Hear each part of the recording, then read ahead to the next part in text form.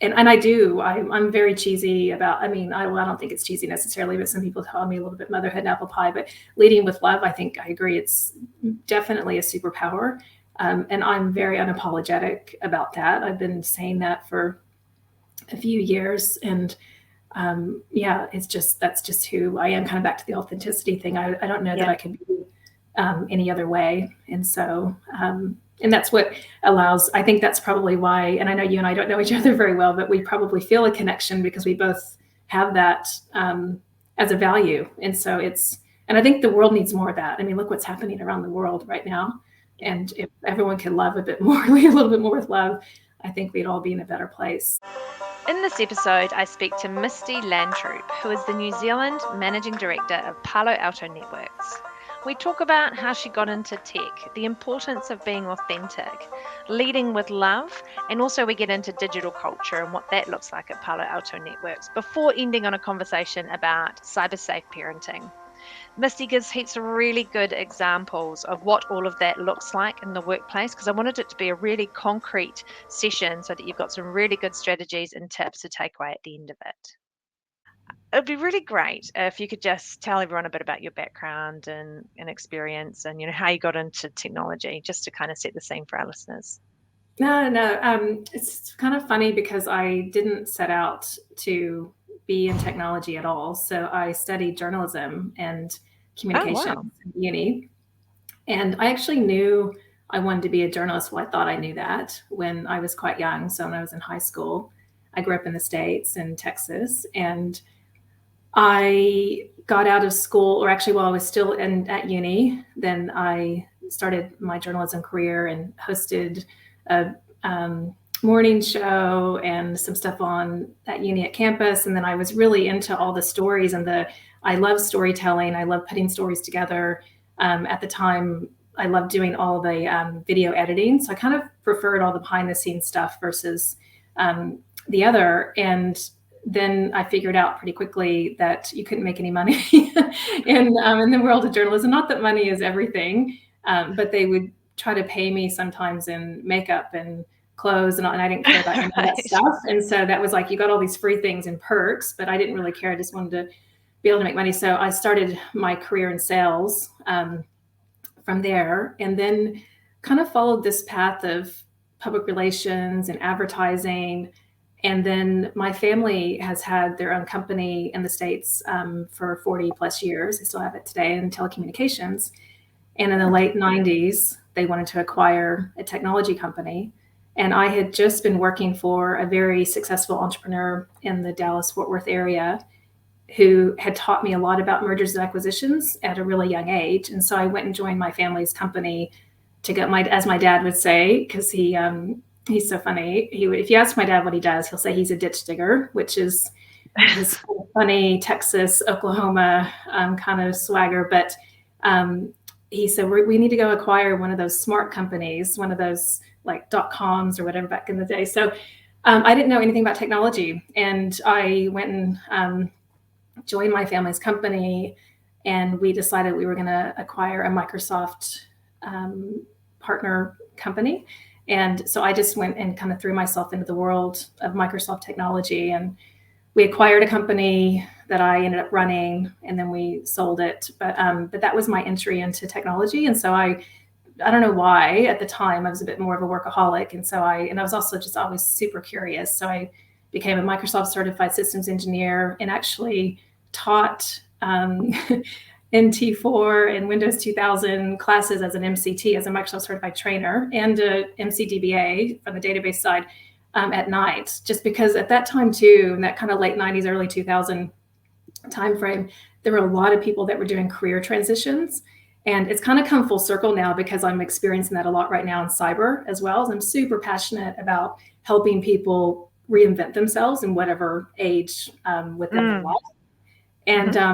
And then because we were really close to Microsoft, then I knew the local team, and that was what landed me into Microsoft. And then I was there for 12 years and did a whole bunch of different roles. And that's what brought me to New Zealand originally. So that was kind of my path. And I've had a few breaks since I've been in New Zealand to focus on raising my daughter. And so I took a break for 14 months, a sabbatical from Microsoft, but then I decided I wanted to take a longer break and did a bunch of traveling and crazy triathlons and Ironman and all kinds of stuff. But I also wanted to teach my daughter how to read. That was my goal before she started school. Had I known that she was dyslexic at the time, that would have been really good information.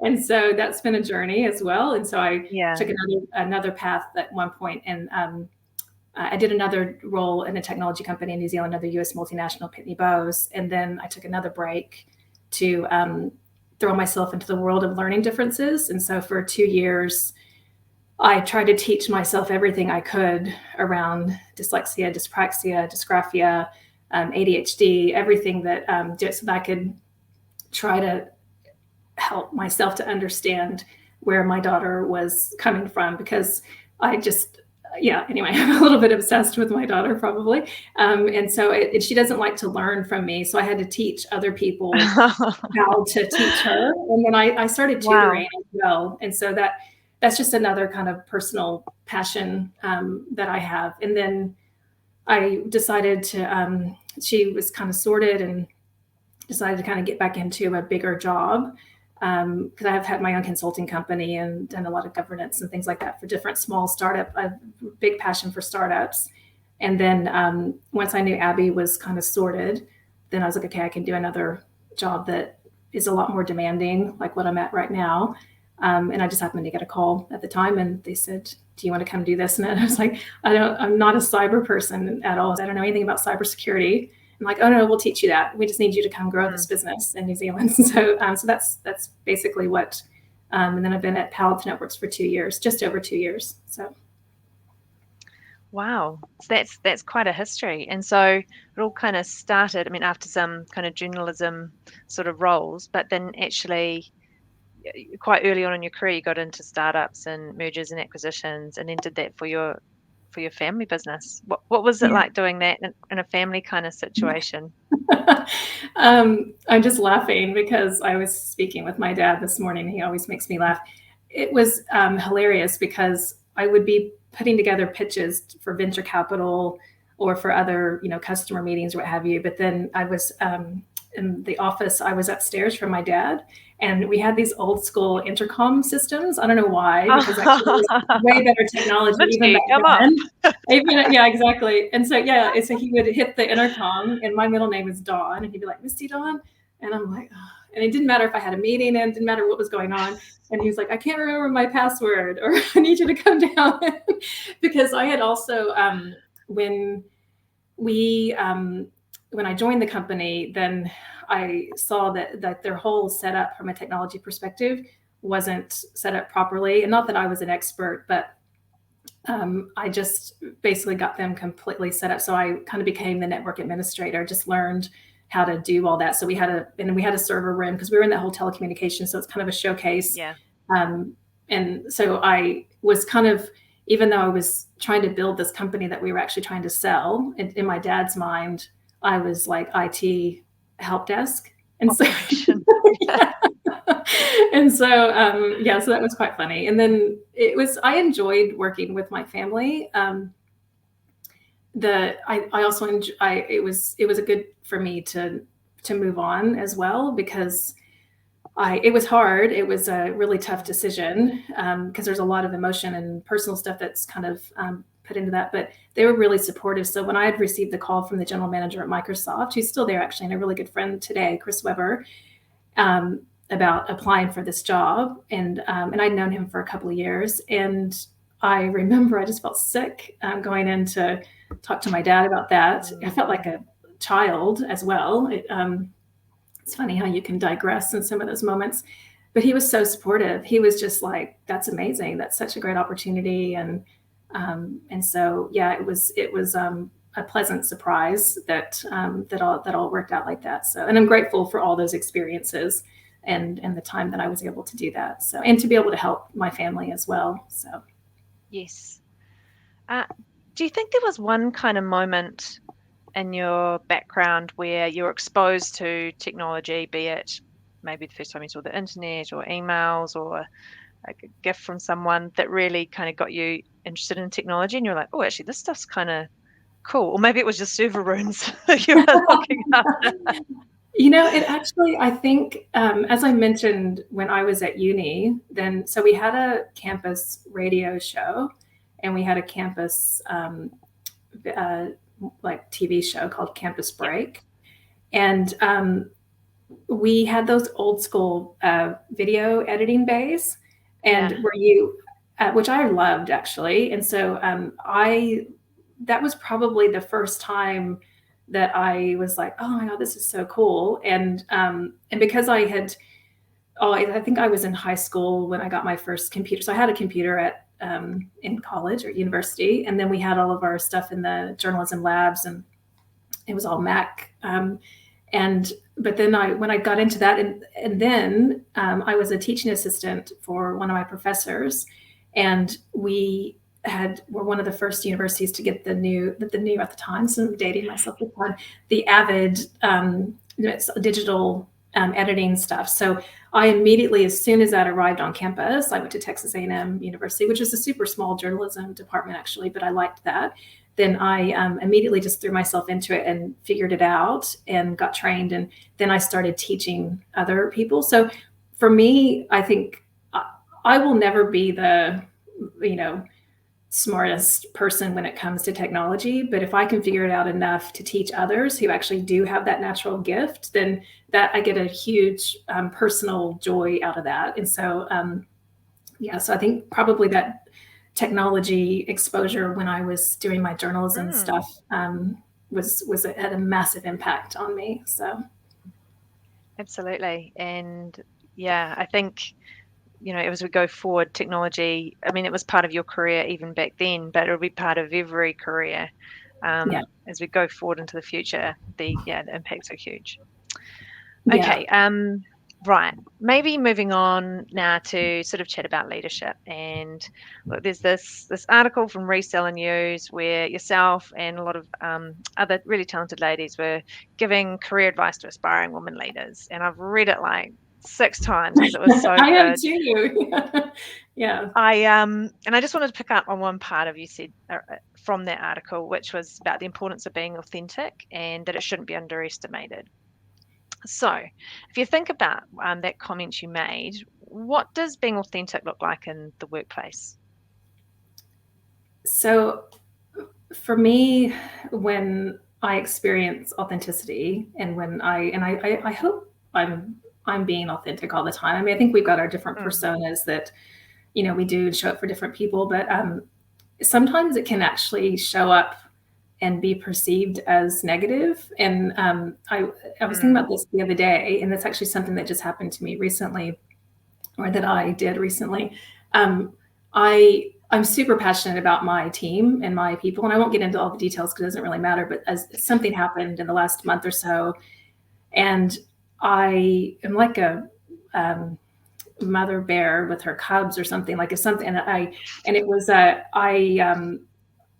the way I reacted was very authentic, and people will tell me sometimes that I get very American or Texan, which is not necessarily always a positive thing. And my intentions were really good. However, probably not the best part of me, although it was authentic.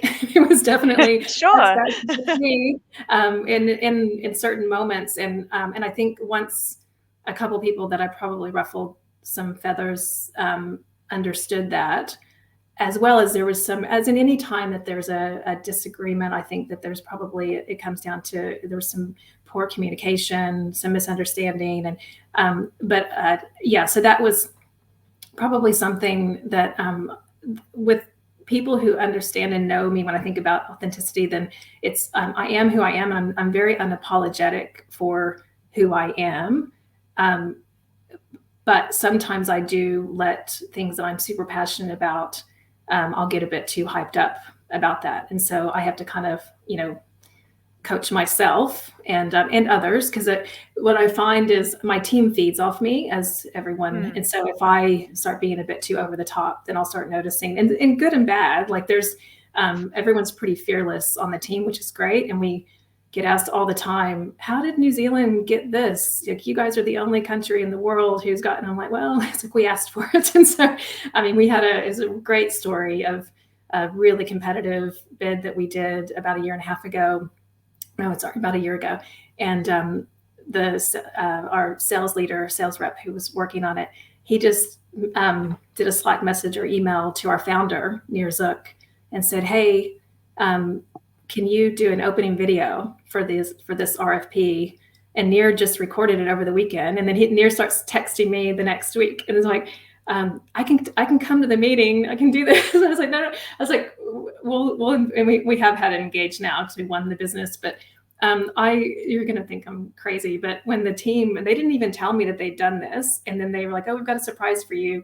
And we go in and they showed me the video and I was so touched. I actually had tears in my eyes and they're like, are you crying? I'm like, I'm not crying. And it was just more of just like, that's awesome. Like, and I've got story after story after story. And I think if you allow people to be their authentic self and then lead by example around that. And then there's also, some other things mixed in, then I mean, I think that's when magic happens.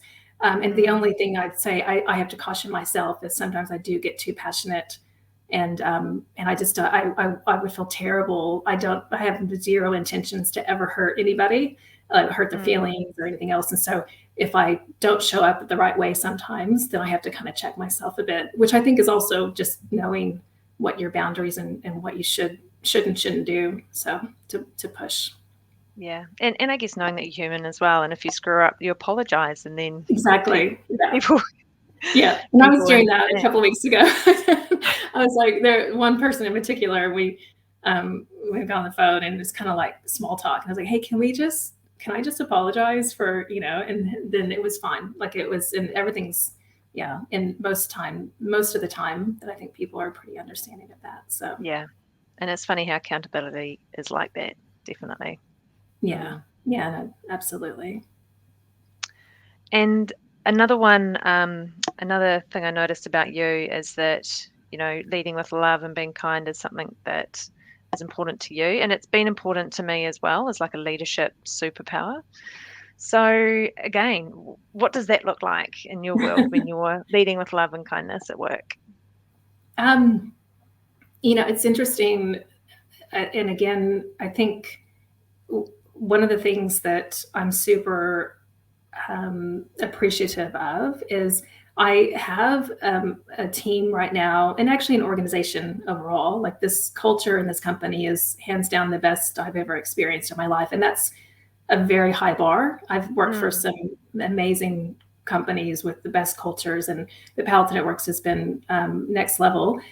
But then what we built in New Zealand, so when I joined, we only had a couple people, and now we've got about 16, and everyone's so close, and everyone's got each other's backs. Yeah. And so I think for me, it's one thing. It's quite funny when we went into the first lockdown when COVID was still a bit more scary in kind of March 2020. Then I called everybody on the team. I think we had about 8 people at the time, and I said, hey, are you okay? How are you feeling? Da, da, da. And they're like, okay, everyone's fine. I said, why don't we start doing daily stand-ups and just to check in? And everyone's like, okay, cool. Well, one of the guys on the team he's been around probably not the longest, but for quite a long time. He was like, is someone making you do this? Are you being forced to do this? And I still make fun of him for asking me that question. And I said, no. I said, I just want to make sure everyone's good. What's interesting about that? To this day, we still do daily stand-ups, and it never stopped. And does it mean that everyone turns up every single day? No. But sometimes we'll turn up and everyone's just talking, and it's just a kind of, hey, how's it going? What have you? It's been beneficial because things move so quickly, as you know, being in cyber as well. And so it's just, nuts, but it's just so heartwarming. So I think one thing how I influence that at work is because they all know that I really care, and they all really care about each other as well. And they care about me. And then we also are very picky about who we bring in to the team.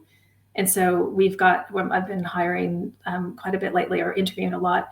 And what I always look for, so we try to get obviously the best candidates, but then I'm like, okay, what's going to be the culture fit that's going to work the best for us. So so I think and I do. I'm very cheesy about. I mean, I don't think it's cheesy necessarily, but some people call me a little bit motherhood and apple pie. But leading with love, I think I agree. It's definitely a superpower, and I'm very unapologetic about that. I've been saying that for a few years, and it's just that's just who I am. Kind of back to the authenticity thing. I don't know that I can be any other way, and so.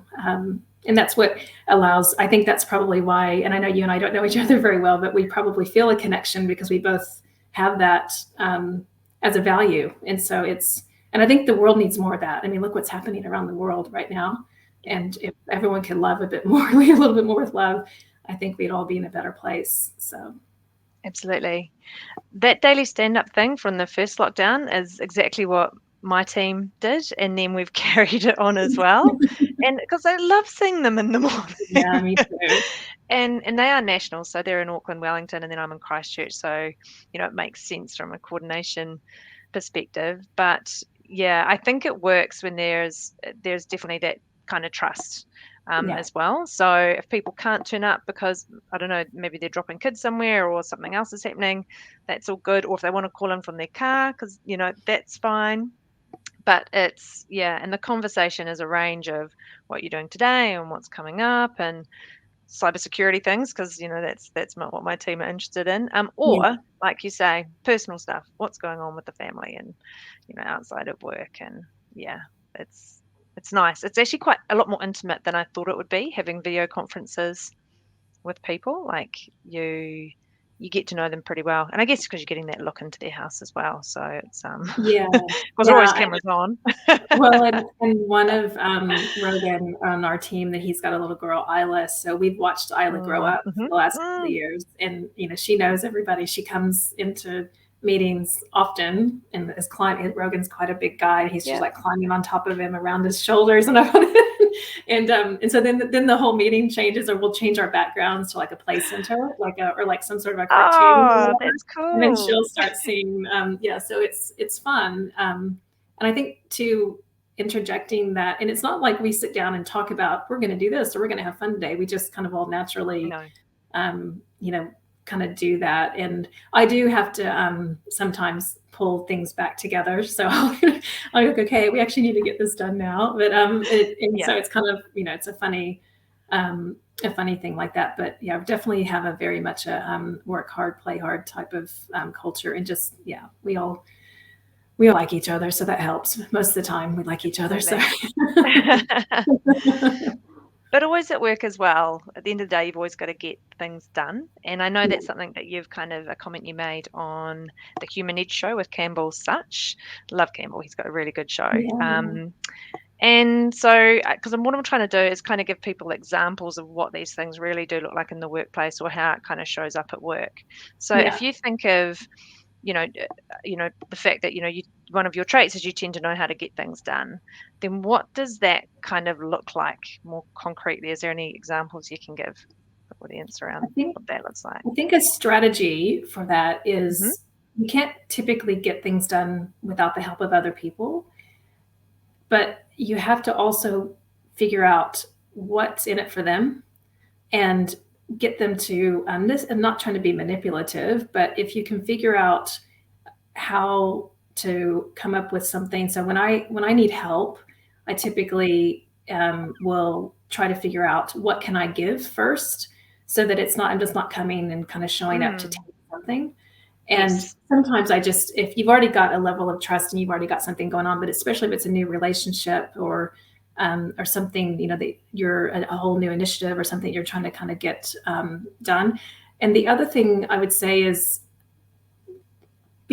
simplify everything. And so, and be really clear and crisp with communication. That's probably what I am able to help my team with the most right now is, even as simple as writing, emails.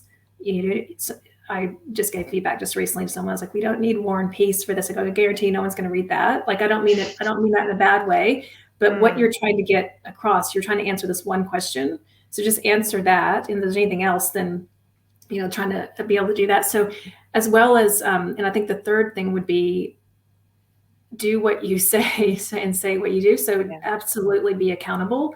And if you can't, which everyone has things that come up and it's life, but just communicate that. And so don't be known as someone who is not reliable or not accountable. And then I just say overarching, if you feel like something is worth fighting for, then do it. And don't give up. And so there's a couple of instances, even recently, that we have had to fight for. I mean, we're still, we're a big US multinational, and in the big scheme of things, New Zealand is quite small. And but we are, there's one example, this was not recent, but I'm big into, with my background in PR and advertising, that kind of stuff, then I was trying to get us as a media market to have our own agency versus having to kind of beg, borrow, and steal from others or Australia or whatever. Mm-hmm. And we got that done. And so one choice was to take the budget and kind of peanut butter spread it across a bunch of small countries, or do that. And how we did that was by getting to know our chief communication officer, we did leverage our board member, John Key, a bit, because we got some good press out of that. And he's good friends with our CEO. And so there's a whole bunch of things that happened in the year, 18 months, but we also started proving that we were worth the investment. And so, that's just an example, I think, because a lot of people have asked me, how did you do that? And I said, well, we just kind of did our thing. And then we put together a business case, and then we just show that we can actually do that. So, I mean, those are probably a couple of things that have worked for me. Just, be very clear communicator, make sure that you fight for what you believe in, and if you know it's good, then don't give up, and just keep things as simple as possible. So yes, and having those kind of outcomes that you're achieving prove the value, I think, as well. Those are the strategies. Thank you. Yeah. I'm going to definitely use some of those. It wouldn't be the Digital Culture Show without talking a bit more about digital culture. So how does digital culture show up at Palo Alto Networks? What does that look like? It's really interesting. The way this company handled the pandemic has been so impressive. And so immediately when things happened, then our CEO came out and said, the entire leadership team is going to take a pay cut just because we don't know what's going to happen. We saw our stock dip down, as everybody's did. And we will not do any job layoffs, which was such a comfort, I think, to everybody. And then what they've done for that from a digital culture perspective is they took a lot of feedback from the employees and research, and then came up with this flex work, and basically said, we're going to leave it up to you on how you want to work. We've got all of the technology. We can all work remotely. We've proven that. We can stay connected. So what they do is they've invested so much time and energy and money, and they also give us these flex work benefits. So we get about $2,000 a year to just whatever we want to use for the flex work. So as an example, could help with your mental well-being. I have one of my employees is into cycling, and he got some bike parts and he used that because his cycling is what helps with his mental well-being. So there's literally nothing that's off the table. And what I have been so impressed with is they continue to evolve the program from our learning to how we engage with customers and partners, each other. And they figured out really quickly that there's no silver bullet.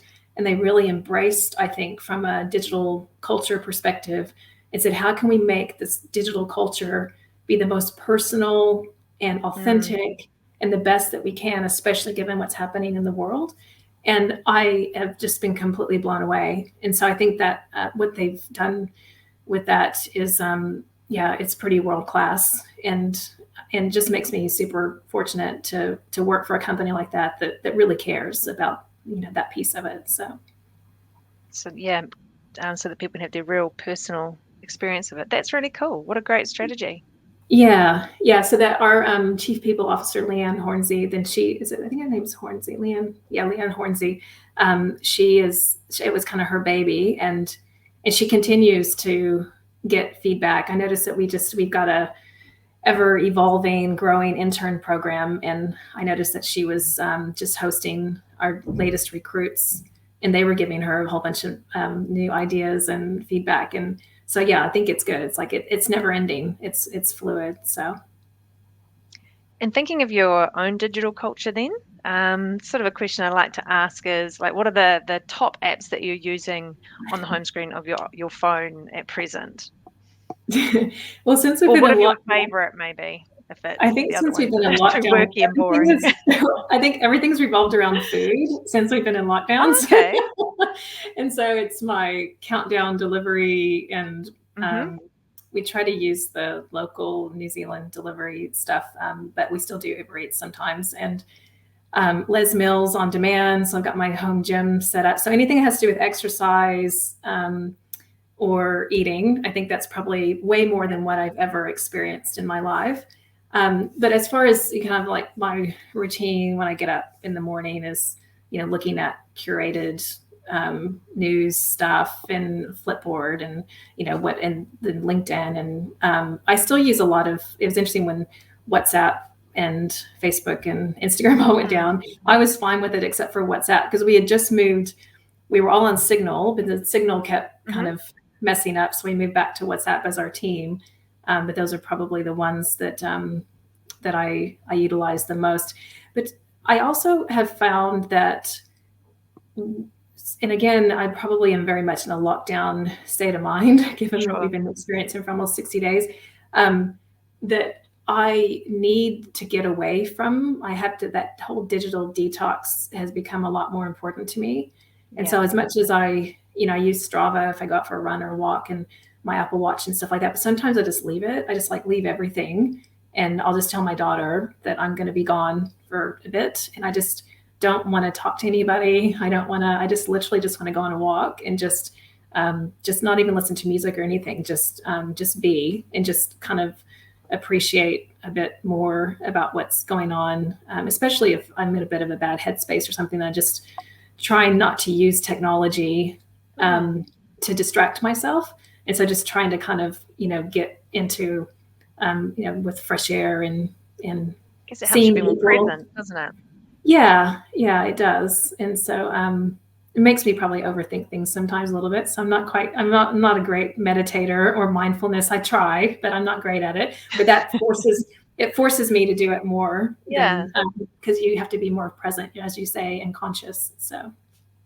Absolutely. Yeah. I'm certainly at the moment I'm trying to focus on times when I'm putting my phone down as well, particularly around the kids and around my husband and things like that, because we're just so available for technology and it gets all blurry because everything's hybrid and flexible. So actually just literally putting the phone down and playing with kids. I'm trying to focus more on that because I notice my nearly 5-year-old in particular, like if I'm not paying attention to her, she grabs my face. So to get my attention, I'm like, oh, that's not good.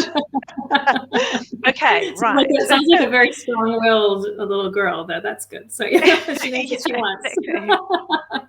Yeah.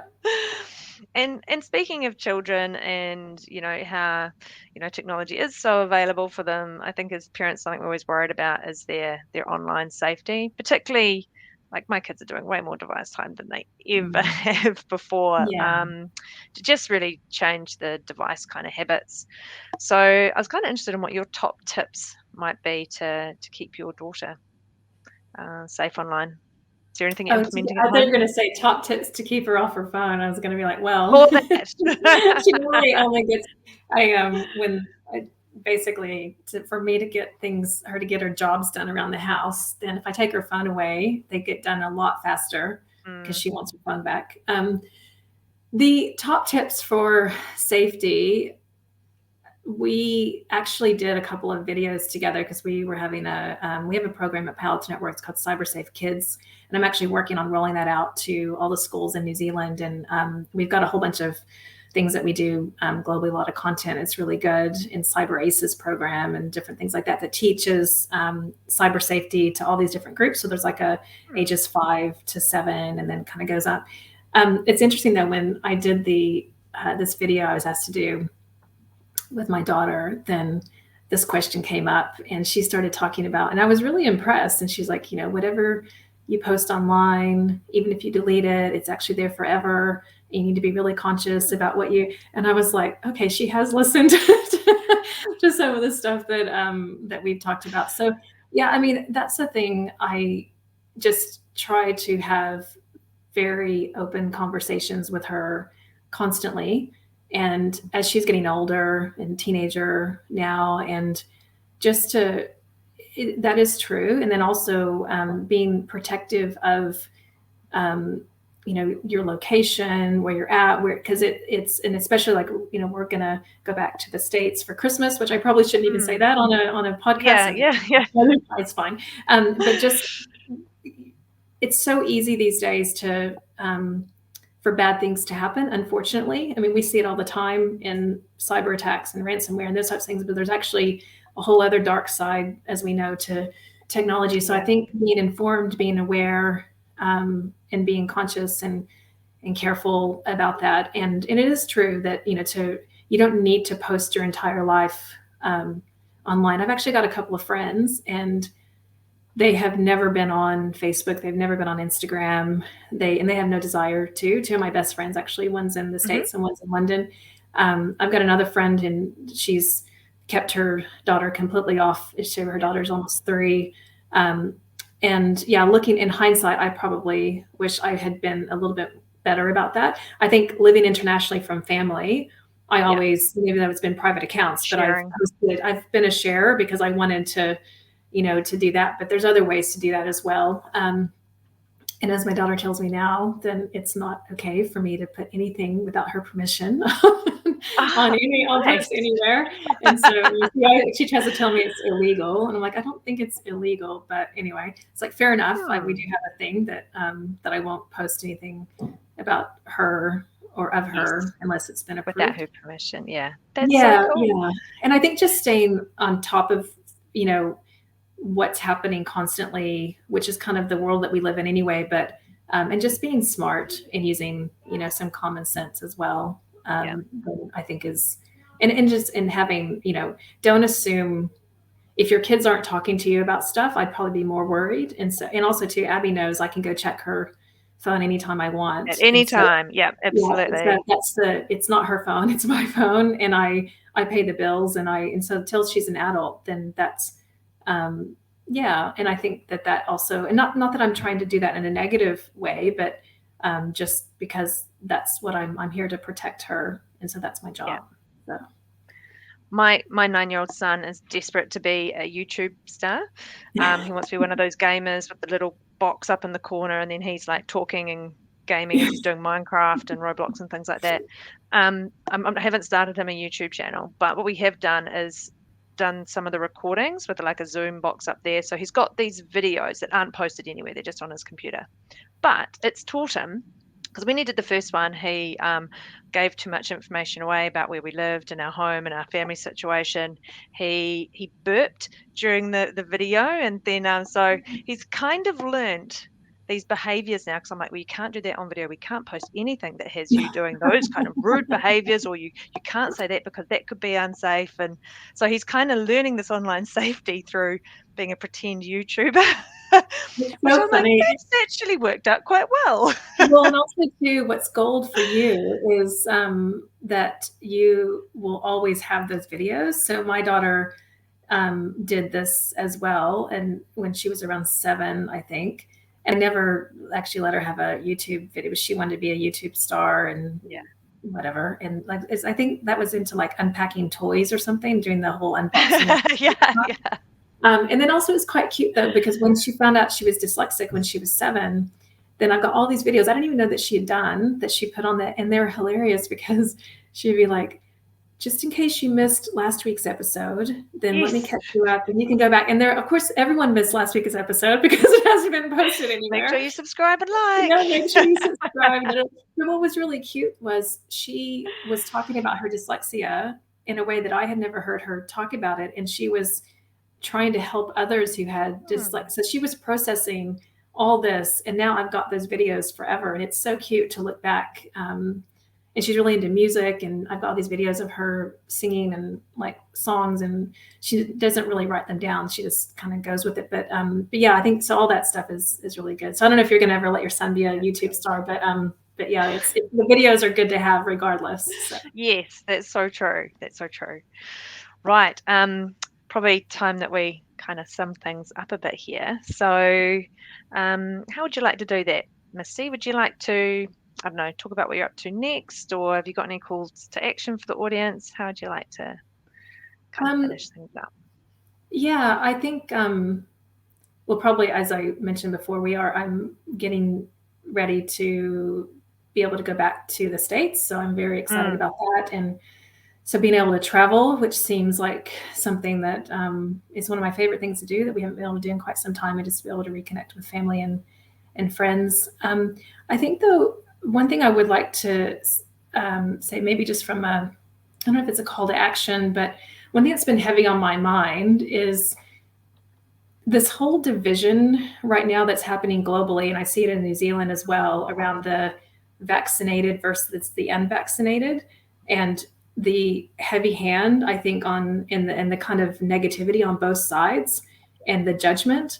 I really wish people would stop that. And regardless of what your views are, and I understand, like I was actually having this conversation, got a group of really close girlfriends. There's 5 of us, and we were catching up over Zoom. And actually out of 5 of us, 1 is not vaccinated and the rest of us are, but nobody cares. I mean, and there's a reason why and she's actually in the world of science, and she's probably the most knowledgeable in this whole field, and it has nothing to do. She's not an anti-vaxxer. It's a medical condition that she's got that this is actually not good. It doesn't even matter. But I wish that people would. I think we're overusing the term "be kind." So that's a little bit, I know, gets on people's nerves. But that whole leading with love, and there's just no reason, I don't think, for people to be so negative and nasty actually towards each other. And so, yeah, we've all got our opinions and things like that. But anyway, so that's just something that's been heavy on my mind, I think. And I've been surprised at some of the discussions and actions of some people in New Zealand, who I think is probably one of the nicest countries in the world. And I think, yeah, we could probably show up a bit better for that. So, yeah, well said. Absolutely. Well, thank you, Misty. You're amazing. And gosh, you're just so nice. So thank you so much for coming on the show. Well, thank you for having me. And thank you for doing this. I've been, I'm a subscriber. I'm a subscriber of this show. And you're one of when I do have my technology out on my walks, then you're definitely one of the ones that I'm listening to.